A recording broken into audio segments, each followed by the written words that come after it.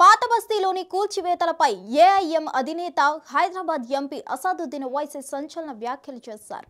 మూసీ పరివాహక ప్రాంతాల్లో జరిగిన కూల్చివేతలపై మొదటిసారి అసదుద్దీన్ స్పందించారు. ఈ సందర్భంగా సంచలన వ్యాఖ్యలు చేశారు. నిజామాబాద్ లో జరిగిన ఏఐఎం సభలో అసదుద్దీన్ ఓవైసీ కాంగ్రెస్ ప్రభుత్వంపై సంచలన వ్యాఖ్యలు చేశారు. పేదల జోలికి రావద్దని కాంగ్రెస్ సర్కార్కి వార్నింగ్ ఇచ్చారు.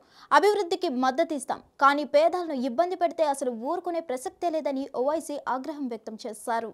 సచివాలయం, బాపుఘాట్ తో పాటు ఎన్నో ప్రముఖ కట్టడాలు కూడా ఎఫ్టీఎల్ పరిధిలోనే ఉన్నాయన్నారు. సచివాలయం ఎఫ్టీఎల్ పరిధిలో ఉన్నప్పుడు లేని ఇబ్బంది పేదల ఇల్లు ఉంటే ఎందుకని ఓవైసీ ఆగ్రహం వ్యక్తం చేశారు. ఈ కూల్చివేతల్లో పేదలకు ఇబ్బందులు రాకుండా చూడాలని ఓవైసీ అన్నారు. కాంగ్రెస్ హామీలో పేదల సంక్షేమం కూడా ఉందని మర్చిపోవద్దని ఓవైసీ అన్నారు. ఇదిలా ఉంటే హైదరాబాద్ లో జరిగిన సభలో సీఎం రేవంత్ మాట్లాడారు.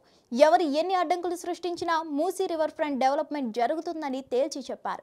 మూసీ పరివాహక ప్రాంతాల ప్రజలు కంపులోనే బతకాలా అని ప్రతిపక్షాలను నిలదీశారు.